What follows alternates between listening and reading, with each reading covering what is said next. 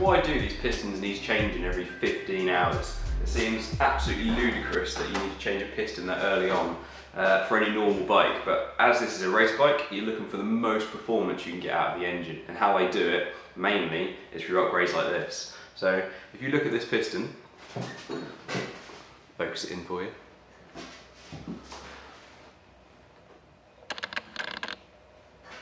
If you look at the piston, you can see the skirt. So this is the skirt, and you can see how very small they are. There's no skirt on the side, and you can see how low in compared to the whole piston overall. If you then compare that to a normal piston, I think I might have one somewhere, hang on.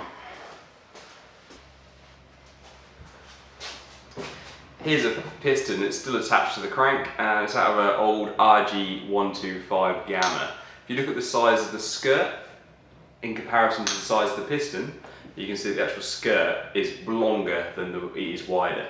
And basically all that does is it stops the piston rocking inside the bore. So if you've got a longer skirt, you've got much more contact area on the bore. If you look at the side, you can see where it's worn away the paint. That's the contact area, and that is stopping the piston rocking. Every time this piston rocks inside the bores, it wears slightly.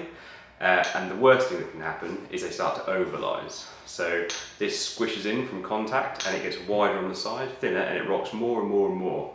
Obviously, with a performance piston like that of the CRF, it's a really low profile.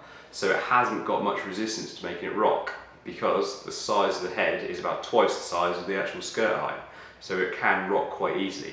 So why do they actually do it? So the main reason they do it is weight. It's hugely lighter. This 250 cylinder, which has got a much wider cylinder, this piston weighs a third of what the 125 piston does. So you've got much less weight. Cool little fact, if an engine's revving with a standard stroke at about 10,000 RPM, the piston weight experiences 200 G. So this will experience 200 times its own weight. So the lighter you can make it, the less force it is. So it's all in performance of weight. And also if you look at a race engine, they're really compact, they're really small. At such a smaller height, they can actually drop the cylinder more into the barrel. So if you look at the actual back, this is the barrel, and you can see how thin the barrel is. That's because the bore actually extends into the crankcase. Because it's got such a low profile, they can run it so low to the actual crank.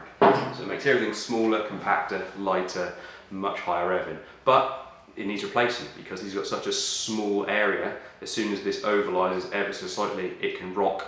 You'll wear the bore, it can jam, it can twist, you won't get compression. So that's why you need to do it. Let's put it back together with a new piston and we'll be good to go. For those of you that don't believe that they have to be replaced every 15 hours, here's the CRF manual. This is actually a 17. The bike we've got is a 19, an 18, but they're very, very similar. Here's the manual. If we look in here, piston and piston ring, replace 15 hours or 6 races. I'll be totally honest, I usually advise my customers, if they're an amateur or they're just using it as a practice bike, to let them go quite a bit longer than that. But that is just for if you're a seasoned racer and you're much used to riding the bike on the limit for that whole 15 hours. If you ride it differently, you can